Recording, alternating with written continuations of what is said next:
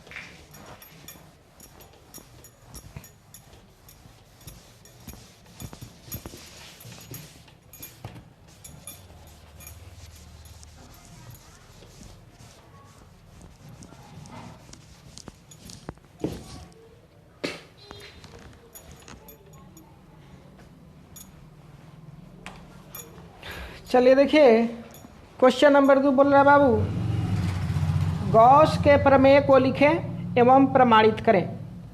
इस प्रमेय का उपयोग अति लंबे आवेशित बेलन के कारण विद्युतीय क्षेत्र का व्यंजक प्राप्त करें। ठीक है, चलिए देखिए सॉल्यूशन। सेकेंड क्वेश्चन का, गॉस का प्रमेय।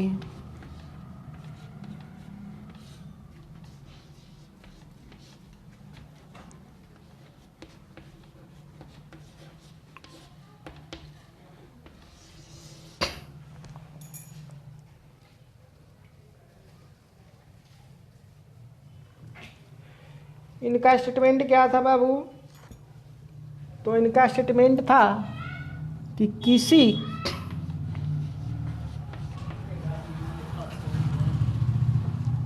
बंद वैद्युत तल से बंद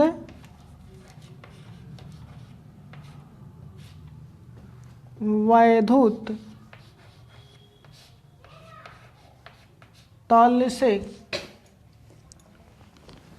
होकर गुजरने वाला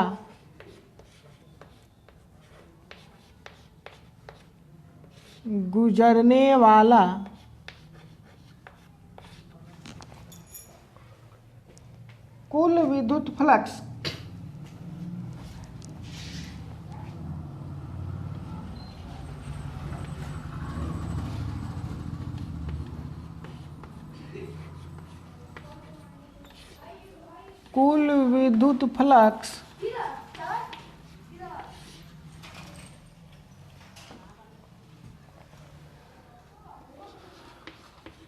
उसके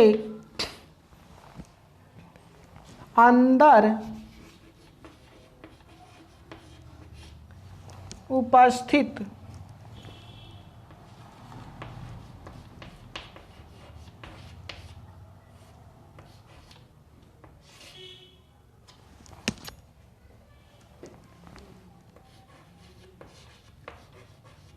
कुल आवेश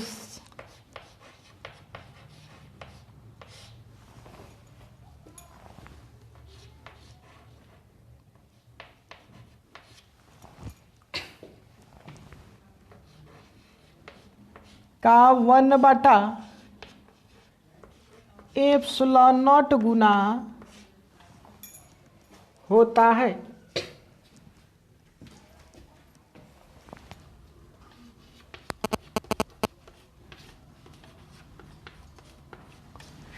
ठीक है, ये इनका स्टेटमेंट था।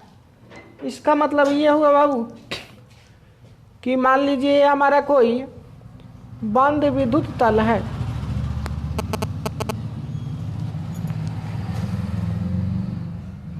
और इसके अंदर यहाँ पर कोई चार्ज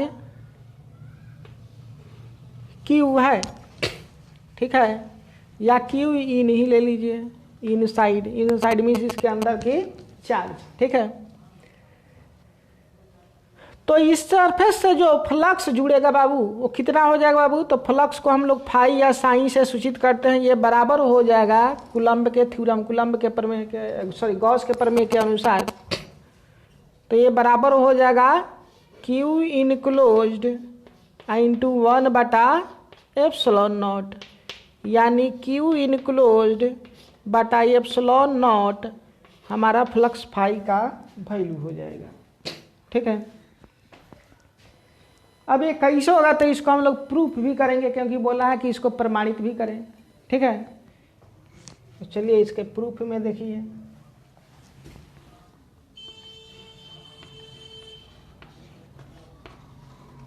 यानी प्रमाण, हिंदी में इसको क्या बोलेंगे जी? तो हिंदी में इसको हम लोग प्रमाण बोलेंगे।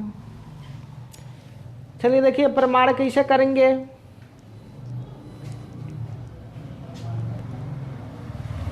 तो इस तरीका से हमारा इलेक्ट्रिक फील्ड लाइन से निकलेगा, इस तरीका से सभी डायरेक्शन में।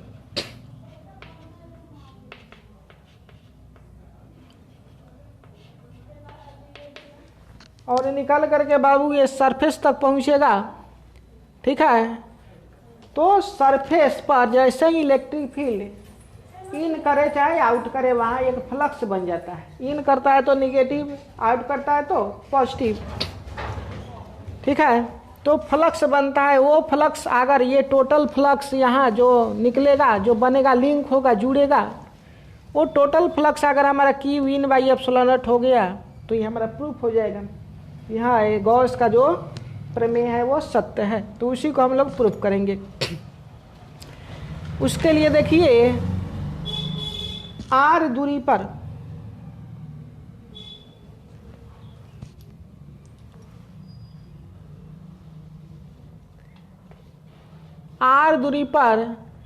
सबसे पहले छोटा एरिया यानी डीए के लिए, ठीक है, जो एरिया वेक्टर है बाबू उसका डायरेक्शन इधर हो जाएगा, और इलेक्ट्रिक फील्ड का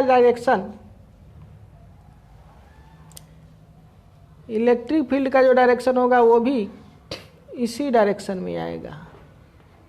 और इलेक्ट्रिक फील्ड ई जो होगा वो 1/4πε0 क्यू हमारा क्यू इन है बटा आर स्क्वायर, आर हमारा कैपिटल आर है तो कैपिटल आर का स्क्वायर हो जाएगा यहाँ, ठीक है। आप देखिए छोटा सा एरिया डी ए और इलेक्ट्रिक फील्ड इंटेंसिटी दोनों सेम डायरेक्शन में, इसलिए दोनों के बीच का थीटा हमारा 0 डिग्री हो जाएगा, ठीक है। तो जो हम लोग माने हैं उसको पहले स्टेटमेंट में लिख लेंगे, तब इसको हम लोग प्रूफ करेंगे। तो यहाँ लिखे माना कि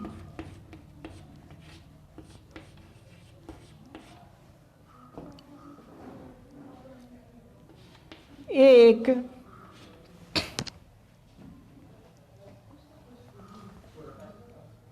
बंद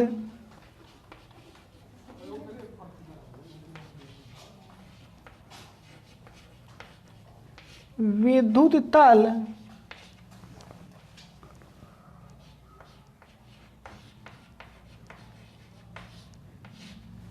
जिसकी त्रिज्या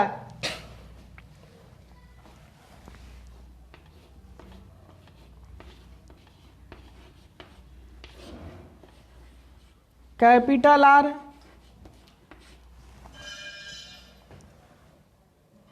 तथा इसके अंदर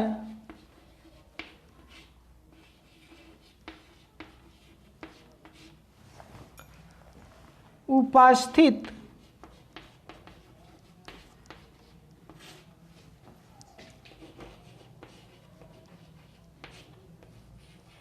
कुल आवेश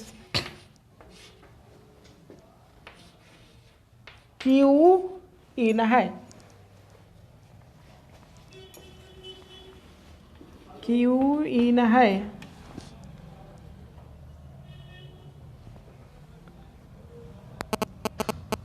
अब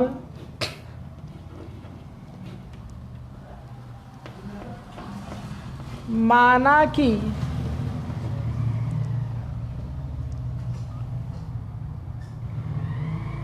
आर दूरी पर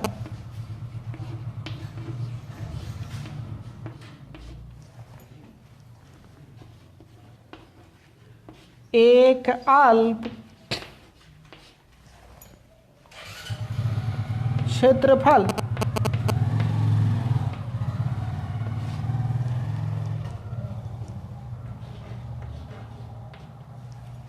डीए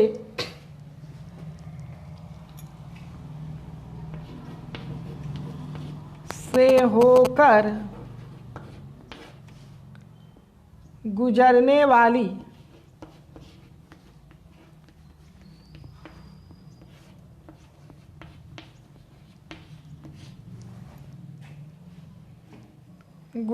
वाली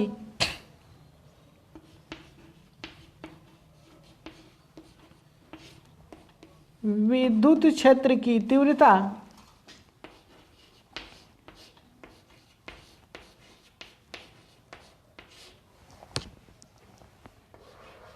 E बराबर 1/4πε0 Q in by R square है।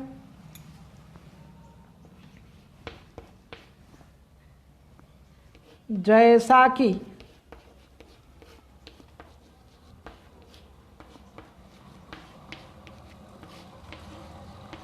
चित्र में दिखाया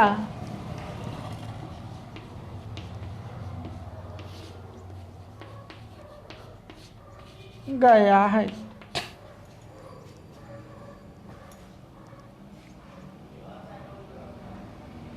अतः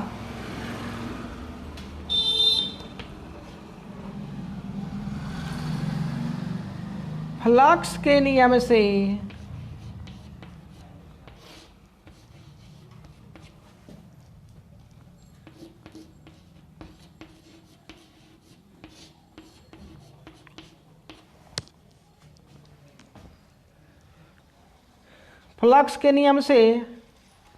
देखिए छोटा एरिया है तो फ्लक्स भी छोटा हो जाएगा। छोटा को हम लोग डी से, आप फ्लक्स है तो फाई चाहे साइन लिख सकते हैं, बराबर ई डॉट डी ए हो जाता, यानी डी फाई बराबर E D A cos theta. और यहाँ देखिए थीटा दोनों सेम डायरेक्शन में, इसलिए थीटा हमारा 0 डिग्री हो गया। तो ये कॉस थीटा के जगह पर कॉस 0 डिग्री, और कॉस 0 डिग्री का वैल्यू 1 होता है बाबू, इसलिए हमारे पास डी फाई बराबर ई इंटू डी ए आ जाएगा। ठीक है, अब क्या करना है बाबू, अब टोटल पृष्ठ के लिए। तो अब कुल पृष्ठ के लिए, क्योंकि ये पृष्ठ कितना है बाबू, केवल डी है, इतना सा एरिया, और जबकि पूरा हमारा गोलाकार एरिया में ये पृष्ठ है। ठीक है, इसलिए कुल पृष्ठ के लिए हम फ्लक्स निकालेंगे, और वो फ्लक्स अगर इतना आ गया तो ठीक, तो गॉस का स्टेटमेंट हमारा प्रूफ हो जाएगा। अब देखिए, अब कुल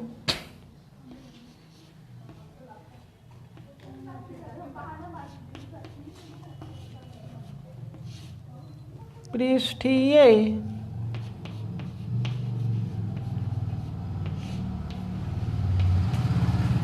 क्षेत्रफल के लिए कुल पृष्ठीय क्षेत्रफल के लिए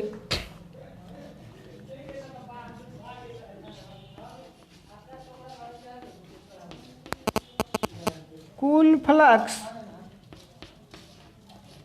बराबर फाई माना।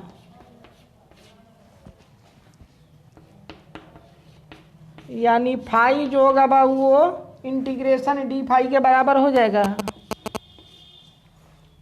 ठीक है, और डी फाई का वैल्यू कितना है तो इसको इक्वेशन नंबर 1 कर लीजिए। ठीक है, समीकरण 1 से रख दीजिए डी फाई का वैल्यू। चलिए तो कितना हो गया बाबू, ई डी ए का इंटीग्रेशन, ये कहाँ से आया तो समीकरण 1 से आया।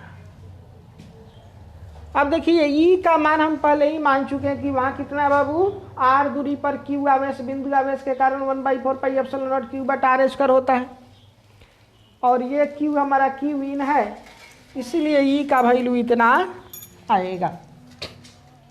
तो रखिएगा तो फाई बराबर हो जाएगा बाबू हमारे पास integration 1/4 pi epsilon not Q in बटा are square times D A. इसको और आगे बढ़ा दीजिए। देखिए फाई कितना हो गया, तो फाई बराबर आ गया, ये सब क्या हो गया देखिए, ये सब कांस्टेंट हो जाएगा, क्योंकि जुड़ेगा कौन, तो जुड़ेगा हमारा छोटा छोटा एरिया इलेक्ट्रिक फील्ड हर आर के लिए, क्योंकि चार्ज भी हमारा नहीं बदलेगा और दूरी भी नहीं बदलेगा, गोला है, इसीलिए इलेक्ट्रिक फील्ड कांस्टेंट हो जाएगा। तो ये पूरे इलेक्ट्रिक फील्ड का वैल्यू को हम बाहर निकाल देंगे। तो निकालेंगे तो आ जाएगा बाबू 1/4 pi epsilon not Q in बटा are square integration d a. और सब छोटा छोटा एरिया को जोड़िएगा तो कितना आ जाएगा जी, तो गोला के पृष्ठीय क्षेत्रफल के बराबर आ जाएगा, जिसका वैल्यू होता है 4 पाई आर स्क्वायर। नहीं जी, तो इसलिए इसका जगह पर हम कितना लिख सकते हैं बाबू, 4 पाई आर स्क्वायर। तो लिख दीजिए, तो फाई बराबर हो गया 1/4 pi epsilon not Q in बटा आर स्क्वायर और 4 पाई आर स्क्वायर। तो 4 पाई से 4 पाई कैंसिल और आर स्क्वायर से आर स्क्वायर कैंसिल, तो फाई का वैल्यू हमारे पास क्यू इन बटा एप्सिलॉन नॉट आ जाएगा। ठीक है, तो देखिए ये हमारा स्टेटमेंट जो था बाबू उससे प्रूफ हो गया है। नहीं जी, ये स्टेटमेंट क्या था, क्यू इन का epsilon naught, Q in epsilon naught है हमारा, यहाँ पर देखिए Q epsilon naught Q in by epsilon naught हो गया जो यहाँ पर आ गया।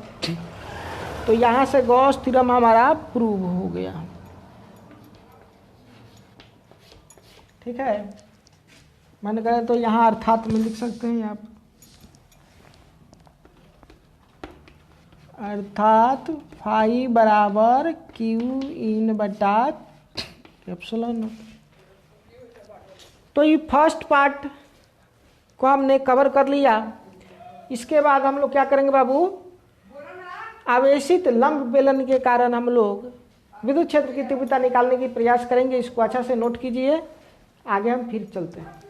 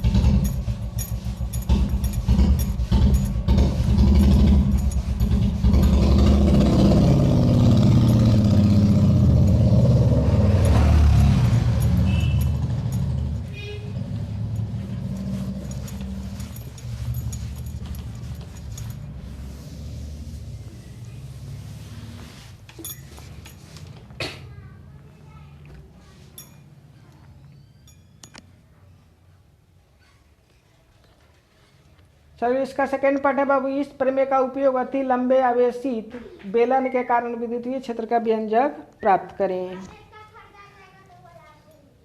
चलिए देखिए, तो ये हमारा एक बेलन है,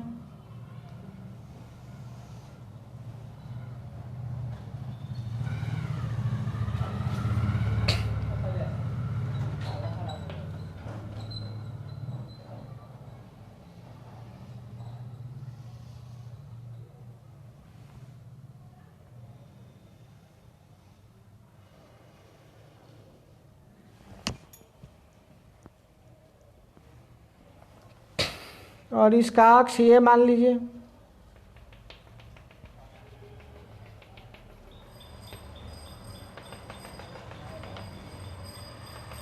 और ये अति लंबा है, यानी इस तरीक़ा से ये बेलन चलेगा। फिर ये नीचे इस तरीक़ा से बेलन चलेगा। ठीक है, अति लंबाई से, जिस लंबाई की बात करेंगे उसकी लंबाई को हम एल मान लेते हैं, और इसका रेडियस कैपिटल आर मान लेते हैं, और मान लेते हैं कि इसके प्रति एकांक लंबाई पर जो चार्ज है वो लेमडा है, यानी 1 मीटर लेंथ पर जो चार्ज है वो लेमडा है। ठीक है, लेमडा हमारा कूलम पर मीटर में आ जाएगा। अब हमको मान लीजिए कि इसके कारण इसके अक्ष से, एक्सिस से स्मॉल आर दूरी पर विद्युत क्षेत्र की तीव्रता निकालना है, और किसके हेल्प से बाबू? गॉस थ्योरम के प्रमेय से। तो गॉस थ्योरम के प्रमेय से अगर यहाँ पर हम ई निकालेंगे तो सबसे पहले बोलता है कि इसको गॉस थ्योरम जब लगाइएगा तो बंद विद्युत तल में लगाना पड़ेगा, यानी यहाँ से एक ऐसा तल गुजरना चाहिए जो क्लोज्ड हो, जिसको हम लोग गॉसियन सतह भी बोलते हैं, गॉसियन सरफेस। ठीक है, तो यहाँ से एक इमेजिनरी सरफेस, ठीक है, कोएक्सियली यानी इसी अक्ष का हम कंसीडर कर लेते हैं।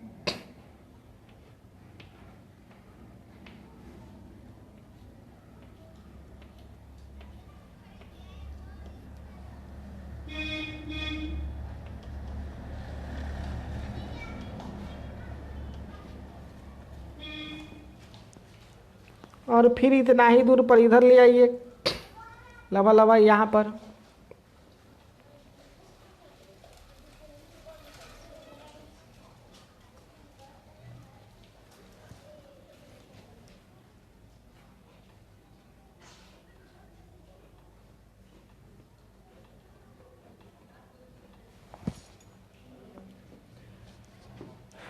और एक सिलेंडर यहाँ से ड्रॉ कर लीजिए।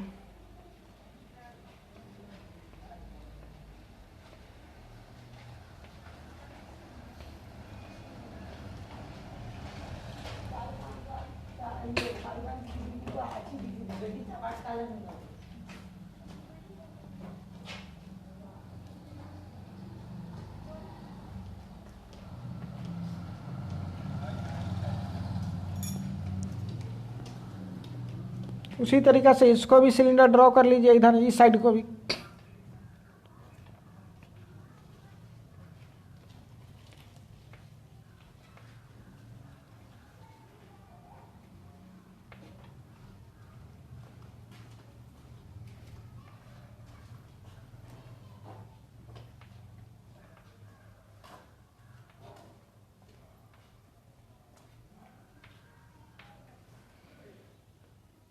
फिर इस साइड को भी।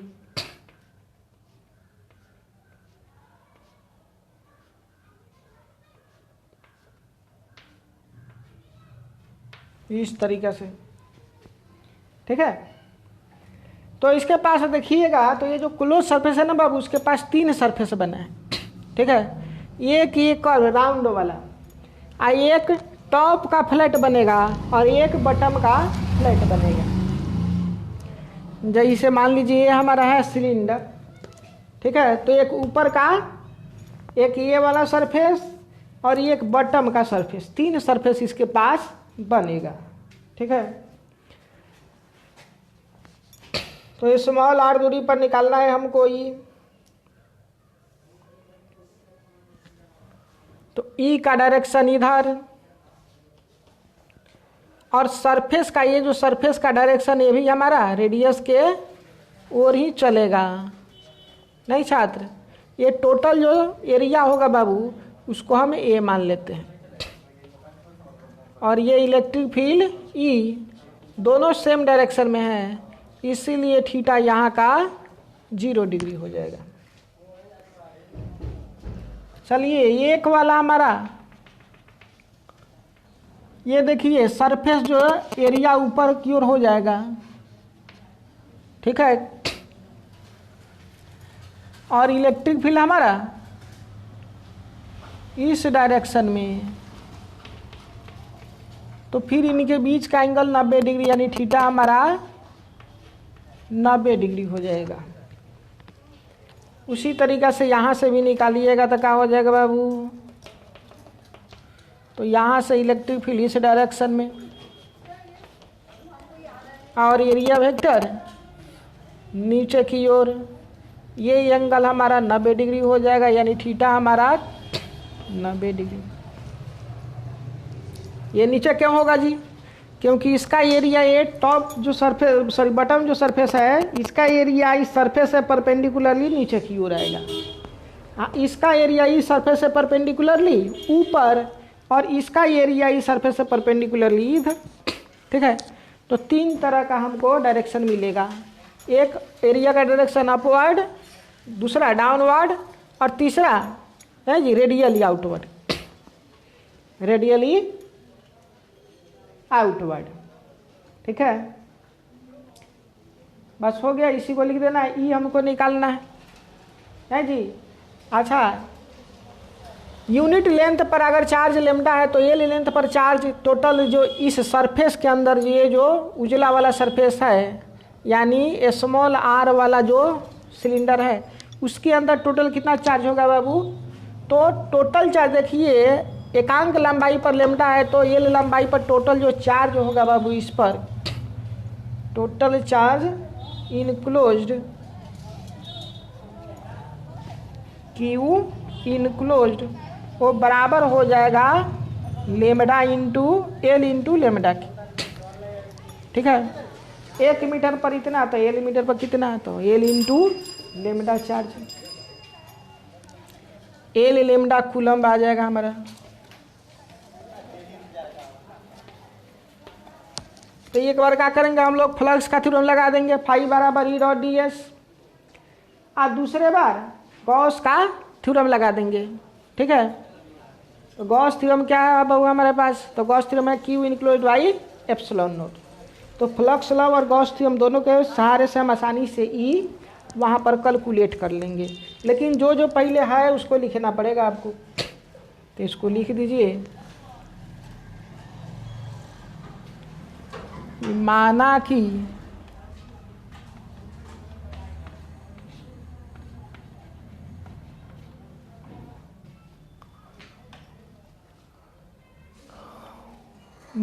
कि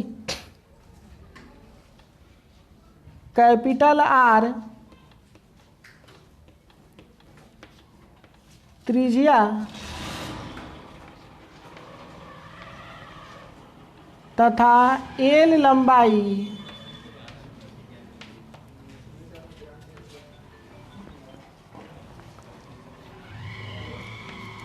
का एक बेलन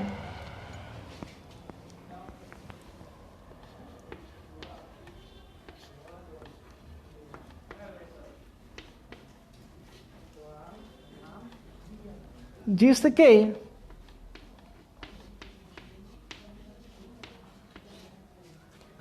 प्रति एकांक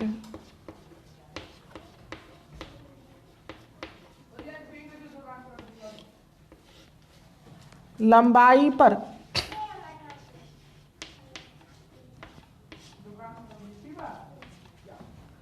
उपस्थित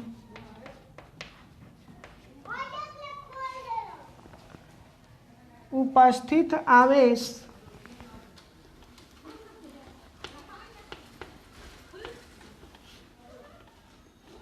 लैम्ब्डा कूलम्ब पर मीटर है, जिसके कारण स्मॉल आर दूरी पर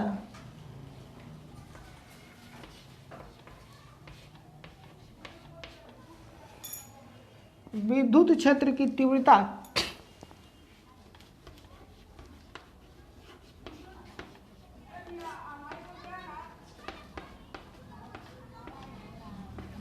विद्युत क्षेत्र की तीव्रता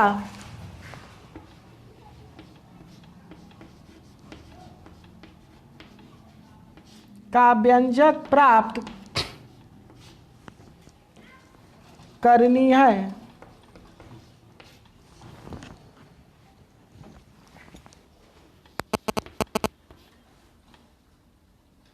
अतः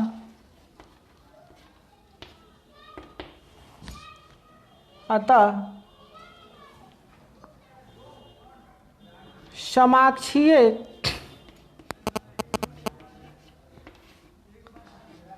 स्मॉल आर त्रिज्या का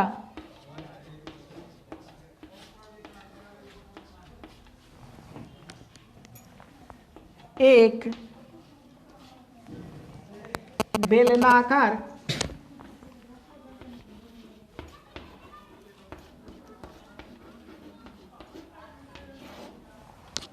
बेलनाकार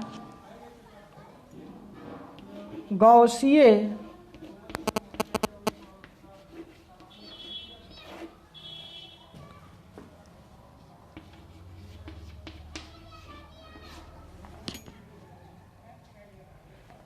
पृष्ठ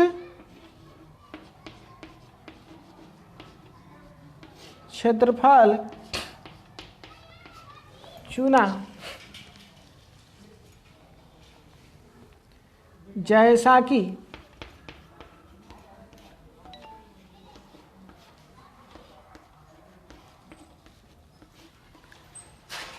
चित्र में दिखाया गया है।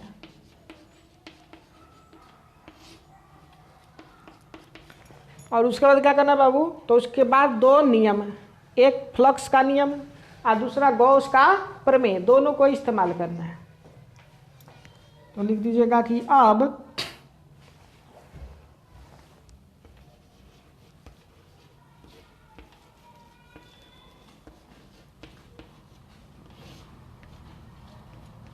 फ्लक्स के नियम से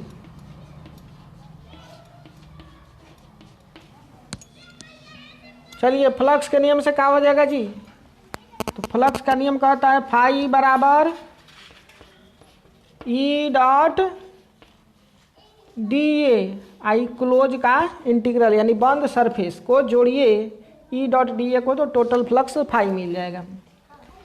यानी फाई बराबर क्या आ गया बाबू, तो किसको किसको जोड़ना पड़ेगा, एगो टॉप को, एगो बॉटम को, एगो कर्व को, ठीक है। तो क्लोज इंटीग्रल ई डॉट, देखिए टॉप का एरिया ये है तो ई डॉट ए लिखेंगे, ये हमारा टॉप के लिए हो गया, प्लस क्लोज इंटीग्रल बॉटम के लिए भी एरिया ये माने हैं हम लोग, इस एरिया को क्या मान लिया, एक।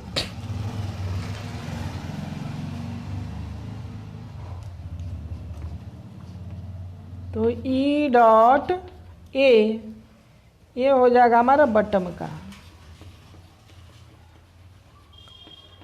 अब प्लस कर्व के लिए भी क्या हो जाएगा बाबू, तो कर्व के लिए भी ई डॉट ए हो जाएगा, ठीक है। अब देखिए फाई हमारा टॉप का देखिए कितना है जी, है जी, तो टोटल एरिया को ए तो मान ली है, तो इसलिए डायरेक्ट उसका वैल्यू लिखेंगे ई ए कॉस थीटा वहाँ पर 90 डिग्री है। नहीं, सब एरिया को जोड़ेंगे तो एक बार हम लोग उसको कैपिटल ए मान लिए हैं। फिर बटम का भी ई और टोटल एरिया ए है और दोनों के बीच फिर से 90 डिग्री है तो कॉस 90 डिग्री प्लस फिर से यहाँ ई टोटल एरिया ये माने हैं और 0 डिग्री दोनों के बीच का एंगल है कर्व के लिए, ये कर्व के लिए 0 डिग्री का एंगल। तो यहाँ आ गया कॉस 0 डिग्री। तो देखिए ये कॉस 90 डिग्री 0 हो जाएगा तो ये टोटल ख़त्म हो जाएगा। फिर ये कॉस 90 डिग्री फिर से 0 वैल्यू देगा तो ये भी टोटल ख़त्म हो जाएगा और ये कॉस 0 डिग्री का वैल्यू 1 हो जाता है। यानी फ्लक्स फाई हमारा आ जाएगा बाबू ई इंटू ए। कितना आ जाएगा जी? ई इंटू ए। एरिया कितना होता है मन कर तो एरिया का भी मान रख सकते हैं हम लोग। तो एरिया जो होता है बाबू हमारे पास है जी, कर्व का जो क्षेत्रफल होता है सिलेंडर केस के लिए वो कितना होता है तो 2 पाई आर एल। तो ई इंटू 2 पाई आर, हाँ एल भी एल है तो 2 पाई आर एल हमारा फ्लक्स निकल गया। इसको इक्वेशन 1 में पुट कर दीजिए। अब क्या करना है बाबू,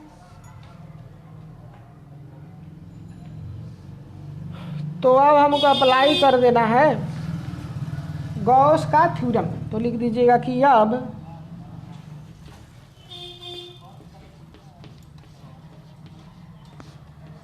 गॉस के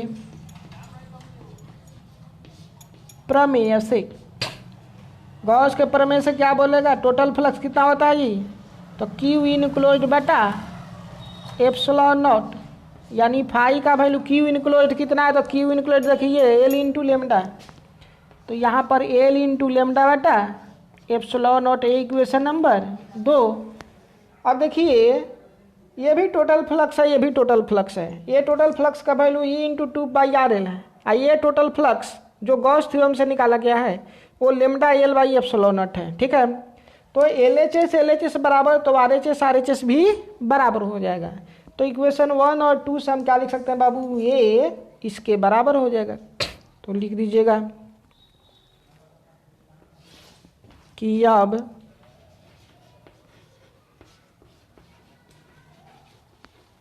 समीकरण 1 और 2 से, 1 और 2 से क्या हो जाएगा तो ई इंटू 2 पाई आर एल बराबर एल लेमडा बटा एप्सिलॉन नॉट। तो एल से एल कैंसिल आउट। तो ई का वैल्यू कितना आ गया तो ई का वैल्यू आ जाएगा हमारे पास लेमडा बटा 2 पाई आर एप्सिलॉन नॉट, यानी इसको रीअरेंज कर लीजिए। तो ई बराबर क्या आ गया बाबू तो 1/2 pi epsilon nought r lambda बटा आर। ठीक है, यानी अति लंब बेलन के कारण विद्युत क्षेत्र की तीव्रता किस पर निर्भर करेगी बाबू तो दूरी पर, अक्ष से दूरी पर और उस पर कितना चार्ज डेंसिटी है, यानी 1 मीटर में कितना आवेश प्रेजेंट है यूनिफॉर्मली तरीका से, उस पर निर्भर करेगा, यानी लेमडा पर और आर पर, क्योंकि ये तो कांस्टेंट वैल्यू है। तो ये इसका हमने व्यंजक प्राप्त कर लिया। ये क्वेश्चन नंबर 2 पूरी तरीका से हमारा फुल एंड फाइनल हो गया। इसके बाद हम लोग क्वेश्चन नंबर 3 को देखेंगे, इसको अच्छा से नोट कीजिए।